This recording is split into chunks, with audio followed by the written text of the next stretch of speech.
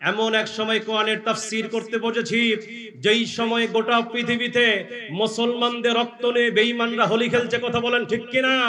এমন এক সময় কোরআনের তাফসীর করতে বসেছি যেই সময় ফিলিস্তিনের মুসলমানদের উপরে এই ইসরায়েলের হত্যাযজ্ঞ চালিয়ে ফিলিস্তিনের মুসলমানদের উপর নির্মম অত্যাচার করছে। ও জয়পুরহাটের মুসলমান, দল মত নির্বিশেষে আজকের এই মাহফিল থেকে দেখতহীন কণ্ঠে বলতে চাই, ও জয়পুরহাটের মুসলমান, যদি আল্লাহর জমিনে আল্লাহর দ্বীন প্রতিষ্ঠা করার জন্য, ইসলামী আন্দোলন করার জন্য, যদি মুসলমানদেরকে রক্ত বিলিয়ে দেওয়ার জন্য যদি রাজপথে নামতে হয়, কারা কারা নামতে রাজি আছেন? দুহাত তুলে আল্লাহকে দেখায়া দেন। আল্লাহু আকবার, আল্লাহু আকবার। সংসদে যাও। এ আপনারা কি ভয় পাচ্ছেন? এ জোরে বলেন, ভয় পাচ্ছেন? তাকবীর হবে কার নামে? এ জোরে কোন কার নামে?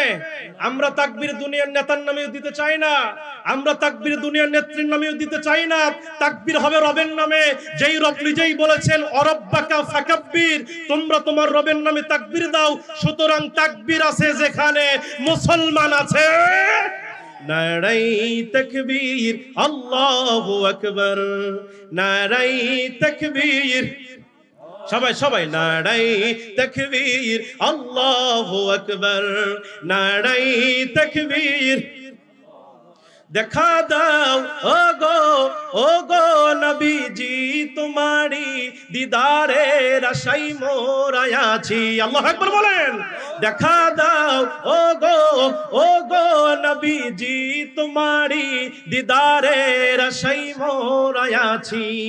দু চোখ জুড়ে দেখবো পয়গম্বর, নারাই তাকবীর, আল্লাহু আকবার। জোরে নারাই,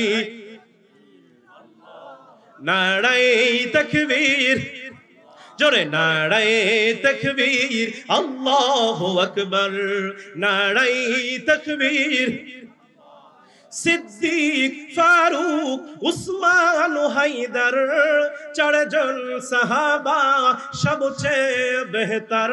সিদ্দিক, ফারুক, উসমান, হায়দার, চারজন সাহাবা সবচেয়ে বেহতর, কারণ তাদের দিলে আছে আল্লাহর পয়গম্বর। নারায়ে তাকবীর, জোরে জোরে নারাই তাকবীর, আল্লাহু আকবার, নারাই তাকবীর, লিল্লাহি তাকবীর। ওয়ালাকাদ আতাইনা লুকমানাল হিকমাহ, লুকমানাল হিকমাতা আনিশকুর লিল্লাহ, ومن يشكر فإنما يشكر لنفسه ومن كفر فإن الله غني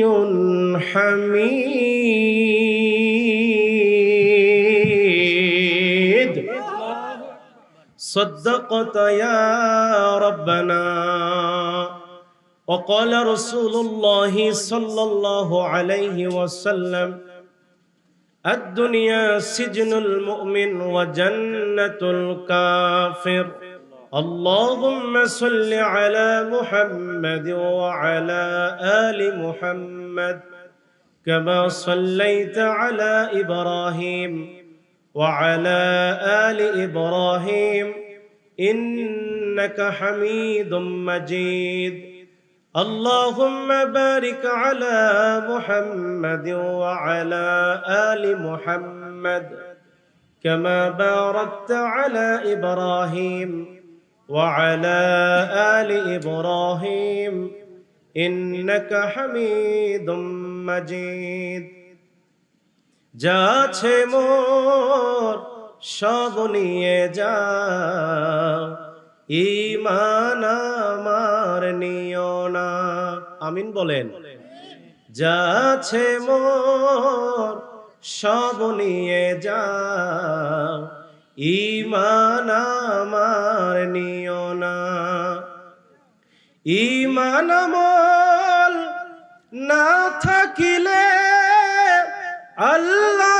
কাছে প্রিয় না না, যাচ্ছে মোর সব নিয়ে যাও, ঈমান আমার নিও না। খাবাবের ওই খাঁটি ঈমান পুড়ে গেল দেহটা, খাবাবের ওই খাঁটি ঈমান পুড়ে গেল দেহটা। সেই ঈমানটা রক্ষা করতে, সেই ঈমানটা রক্ষা করতে নিঃস্ব হলো জীবনটা।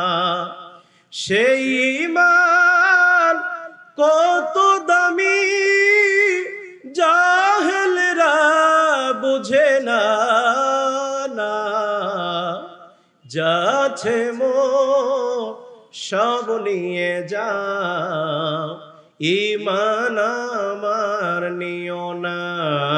কোরআনে কোনো ভেজাল আছে, কোনো ঝামেলা আছে, সন্দেহ আছে? না, দেয়ার ইজ নো ডাউট। যালিকাল কিতাবু লা রাইবা ফি, আল্লাহ বলছেন আমি এমন একটা কিতাব নাজিল করেছি, দেয়ার ইজ নো ডাউট, এই কিতাবের ভিতরে ভুল তো দূরের কথা, বিন্দু পরিমাণ সন্দেহ নেই। আল্লাহু আকবার বলেন। আমার মুসলমান ভাইয়েরা খেয়াল করবেন, আল্লাহ রাব্বুল আলামিন বলেন যালিকাল কিতাবু লা রাইবা ফীহি হুদাল লিল মুত্তাকিন।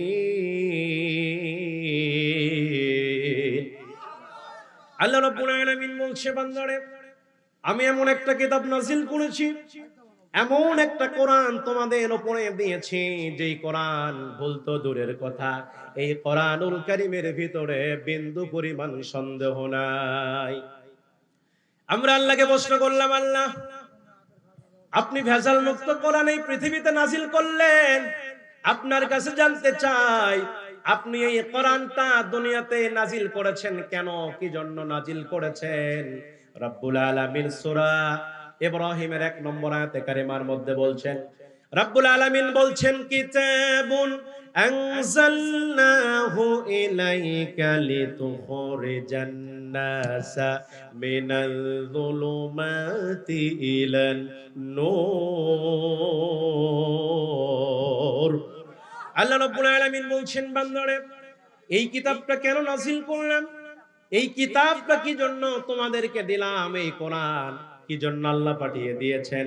এই পৃথিবীতে যেই সকল মানুষগুলো অন্ধকারের মধ্যে পড়ে আছে, যেই সকল মানুষগুলো জাহান্নামের পথে চলে গিয়েছে, এই সকল অন্ধকারের মধ্যে পড়ে থাকা মানুষগুলোকে এই কোরআনুল কারীম আলোর পথ দেখাবার জন্য এই পৃথিবীতে নাজিল করেছে।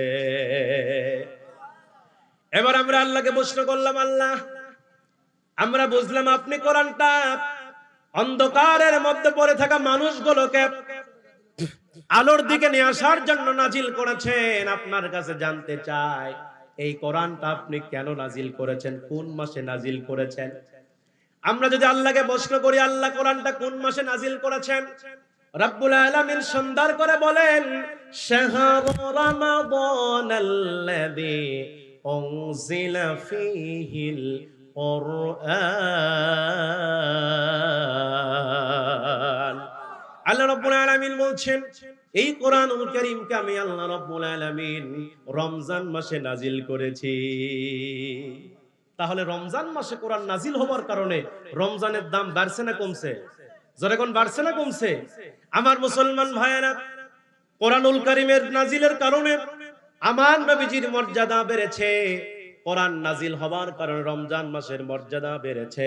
এই কোরআন যদি আমরা আমাদের জীবনে বাস্তবায়ন করতে পারি, আমাদের জীবনে যদি আমল করতে পারি, আমাদের জীবনের আমাদের সম্মান ইজ্জত বাড়িয়ে দিবেন তিনি কে? জোরে বলেন তিনি কে? কিন্তু ভাইরা আমার, এই কোরআন মানতে গিয়া আজকে গোটা পৃথিবীতে মুসলমানরা নির্যাতিত হচ্ছে, কথা কোন ঠিক কিনা? এই কোরআন মানতে গিয়া নবী রাসূলরা নির্যাতিত হয়েছে। আমার রাসূলকে মিথ্যা মামলা দিয়ে আমার রাসূলকে 1 নয় 2 নয়, আমার রাসূলকে প্রায় 3 বছর জেলের ভিতরে বন্দী করা হয়েছে, ঠিক কিনা বলেন?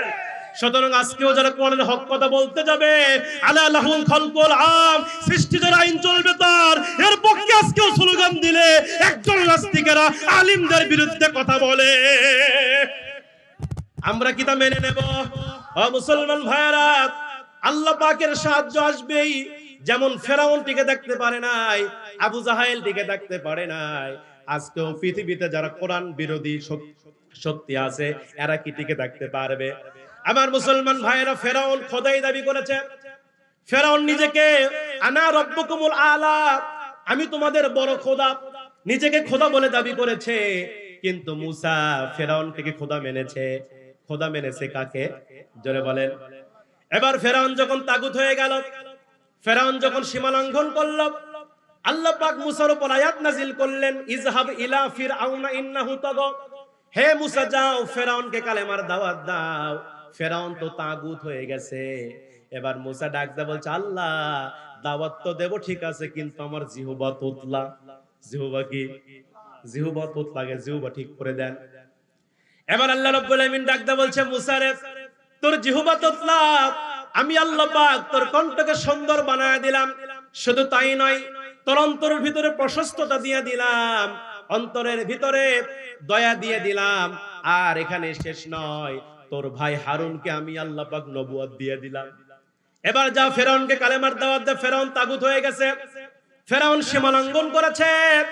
সাইয়্যিদিনা হযরতে মূসা আলাইহিস সালাম তিনি এবার চলে গেলেন ফেরাউনের রাজ দরবারে। ফেরাউনের রাজ দরবারে যাওয়ার পরে ফেরাউনকে ডাক দিয়ে বলছে, ও ফেরাউন, তুমি এই মুহূর্তে পড়ে নাও লা ইলাহা ইল্লাল্লাহ মূসা কালিমুল্লাহ, এক আল্লাহকে রব বলে স্বীকার করে নাও, আর আমাকে নবী বলে স্বীকার করে নাও। যদি এই দুইটা বিষয়ে তোমরা সাক্ষ্য প্রদান করতে পারো, আমি মূসা বলতেছি তোমার মরতে দেরি হবে, কিন্তু জান্নাতে যাইতে দেরি হবে না। আল্লাহু আকবার। ও ফেরাউন, তুমি শুধু এই কালেমা একবার উচ্চারণ করো, লা ইলাহা ইল্লাল্লাহ মূসা কালিমুল্লাহ, তাহলে আল্লাহ তোমারে maaf করবেন, তোমার জন্য আল্লাহ জান্নাতের বরাদ্দ করবেন। এই দাওয়াত যখন হযরতে মূসা আলাইহিস সালাম ফেরাউনকে দিচ্ছিল, ফেরাউন তখন রাজ সিংহাসনে বসে, ফেরাউন তখন মূসাকে ডাক দিল, ও মূসা, তোর কালেমার দাওয়াত বন্ধ করে দে। ফাকালা আনা রাব্বুকুমুল আলা, আমি তো তোর খোদা। নাউজুবিল্লাহ কবেন না, আমি তো তোর খোদা, আমার রব বলে স্বীকার কর। এবার মূসা ডাক দিয়ে বলছেন, না, তুমি কখনো খোদা হতে পারো না। খোদা তো তিনি, যিনি হুয়াল হাইয়ুল কাইয়ুম, যিনি চিরস্থায়ী চিরঞ্জীব, তিনিই তো খোদা। তুমি কখনো রব হতে পারো না, খোদা হতে পারো না, তুমি একজন সৃষ্টি মাত্র। স্রষ্টা হলেন কে? ফেরাউন তখন রাগান্বিত হলো। তাফসীর ইবনে কাসিরের বর্ণনা, আমি সংক্ষিপ্ত আকারে বলছি, তোমার সময় কম আমার ভাইয়েরা। এবার মূসা যখন ফেরাউনকে খোদা হিসেবে মেনে নিল না, ফেরাউন রাগান্বিত হয়ে গেল। শেষ পর্যন্ত ফেরাউন সিদ্ধান্ত নিয়ে ফেললো, এই মূসাকে যদি আমি দুনিয়াতে বেঁচে রাখি তাহলে আমার খোদাগিরি চলবে, সুতরাং মূসাকে হত্যা করা লাগবে। কি করা লাগবে? এবার ফেরাউন সিদ্ধান্ত নিল যে আমি মূসাকে হত্যা করব। হাজার হাজার সৈন্য তৈরি করলো, সৈন্য বাহিনী তৈরি করে মূসা নবীকে মারার জন্য ফেরাউন বাহিনী তিন দিক দিয়ে আক্রমণ করলো। মূসা আলাইহিস সালামের উম্মত যারা ছিল, মূসা আলাইহিস সালাম উম্মতদেরকে লক্ষ্য করে বললেন, ও আমার উম্মতেরা, তোমরা আমার সঙ্গে দৌড় মারো। এবার মূসা আলাইহিস সালাম তার উম্মতদেরকে নিয়ে দৌড় মারলেন। দৌড়াইতে দৌড়াইতে দৌড়াইতে দৌড়াইতে মূসা আলাইহিস সালাম তার উম্মতেরা এমন একটা জায়গায় ব্রেক হয়ে গেলেন, যেখানে ছিল কি সাগর? কি সাগর? লোহিত সাগর। জোরে কোন কি সাগর? লোহিত সাগর, মহাসমুদ্র।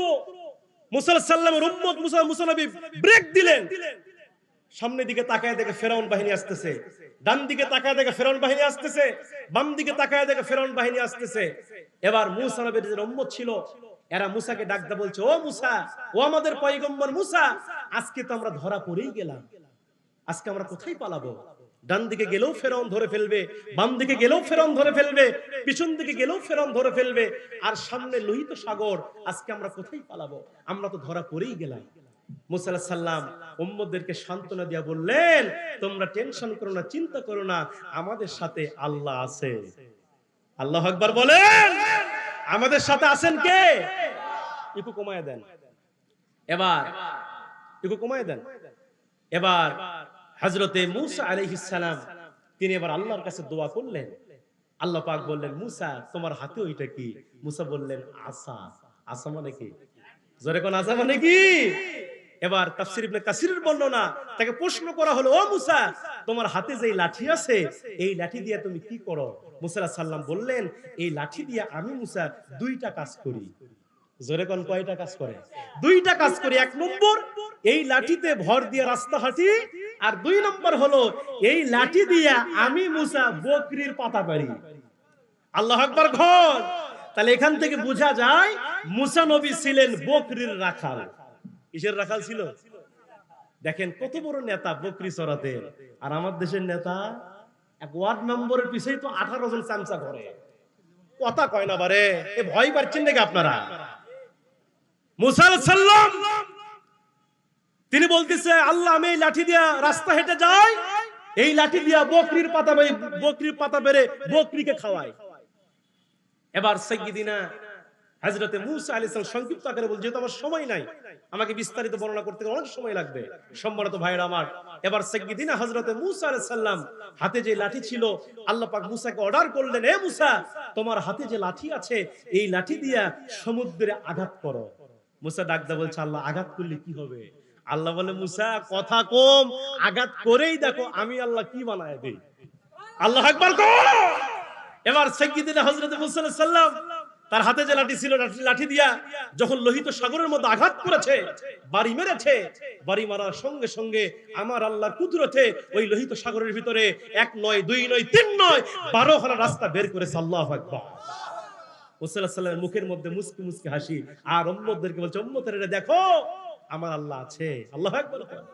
আমার মুসলমান ভাইরা খেয়াল করে শুনবেন, সাইয়্যিদিনা হযরত মূসা আলাইহিস সালাতু ওয়াস সালাম উম্মতদেরকে ডাক দিয়ে বলছে, উম্মতেরা রে দেখো আল্লাহর সাহায্য আসমান থেকে নাজিল হয়ে গেছে।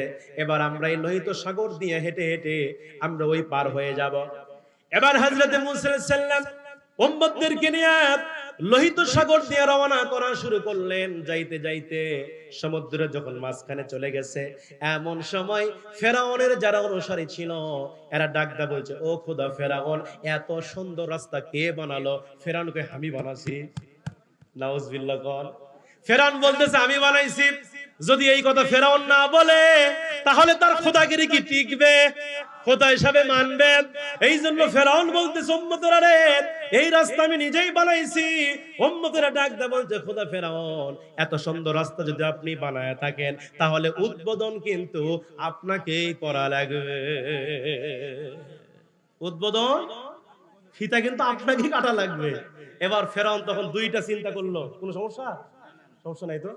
ফেরাউন তখন চিন্তা করলো, যদি এই রাস্তা দিয়ে হাঁটি, যদি সমুদ্রের মাঝখানে গিয়া দুই ধারের পানি যদি এক জায়গায় হয়ে যায় তাহলে আমি ফেরাউন শেষ। আর যদি রাস্তা দিয়ে এই মুহূর্তে না হাঁটি, কেউ আমারে খোদা হিসাবে মানবে? ক্ষমতার চেয়ার থাকবে না, আগে চেয়ার বাঁচা। এ কথা কন না কে? পরে যা হয় হোক, আগে চেয়ার বাঁচার লাগবে। ফেরাউন নিজের চেয়ার, ক্ষমতার চেয়ার টিকিয়ে রাখার জন্য এবার তিনি লোহিত সাগর রাস্তা দিয়ে হাঁটা শুরু করলেন। মূসা নবী যখন কিনারায় উঠে গেছে, ফেরাউন বাহিনী সমুদ্রের মাঝখানে, আল্লাহ জিবরাইলকে ডাক দিয়ে বলতে, জিবরাইল এবার তুমি তোমার খেলা শুরু করো। আগে হয়েছে কোয়ার্টার ফাইনাল, আগে হয়েছে সেমিফাইনাল, আজকে হবে ফাইনাল ম্যাচ। তার মানে খেলা হবে। এ জোরে কোন খেলা হবে? আল্লাহ বলে, জিবরাইল খেলো ফেরাউনের সঙ্গে। এবার জিবরাইল যখন দুই ধারের পানি দিয়ে সাঁটা মারে, ফেরাউনের নাকের মধ্যে মুখের মধ্যে যখন পানি দেয়, ফেরাউন তখন বলতেছে, আল্লাহ আমি আপনার উপর ঈমান আনলাম। ঠেলার নাম, জোরে কোন ঠেলার নাম? এই বাংলাদেশে কুখ্যাত নাস্তিক ছিল কবি শামসুর রহমান। মুয়াজ্জিন যখন আযান দিতে নাস্তিক বলতো, হে কাকের জাতেরা তোরা কাক কাক কর, তোদের কাক কাক আওয়াজ ভালো লাগে, মুয়াজ্জিনের আযান আমার সহ্য হয় না। নাউজুবিল্লাহ কবেন না? মুয়াজ্জিন যখন আযান দিতে নাস্তিক বলতো, যেমন পতিতা বেশ্যাবৃত্তিরে যারা করে এরা যেমন খরিদ্দারদেরকে ডাকে, মুয়াজ্জিন নাকি পতিতাদের মতো আহ্বান করে। নাউজুবিল্লাহ কবেন না? এই নাস্তিক মারা যাওয়ার পরে জানাজার নামাজ কে পড়াবে?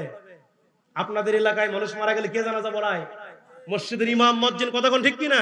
এবার স্থানীয় ইমাম সাহেবের কাছে আসা হলো, এসে বলতেছে, আমাদের কবি শামসুর রহমান মারা গিয়েছে, হুজুর আপনাকে জানাজার নামাজ পড়াতে হবে। হুজুর তখন মনে মনে চিন্তা করলেন, যেই লোকটা সারা জীবন আজানকে গালি দিয়েছে, কোরআনকে গালি দিয়েছে, সেই একজন আলিম হয়ে কেমনে পড়াবো? ইমাম সাহেব তখন একটু হেকমত প্রয়োগ করে বলতেছে, দেখেন জানাজা তো পড়াবো ঠিক আছে, কিন্তু আমার একটা সমস্যা আছে। জোরে কোন কি আছে? কইতে হুজুর আপনার আবার কি সমস্যা? কইতে দেখেন আমার এমন একটা রোগ হইছে, কয়েকদিন ধরে আমার ওযু থাকতেছে না। কি থাকতেছে না? মানে ওযু করলে ওযু চলে যায়। এবার লোকজন শক্ত করে ধরে বলতেছে, ইমাম সাহেব আপনার সমস্যার কথা বুঝতে পেরেছি, আপনার মসজিদের মুয়াজ্জিনকে দেন।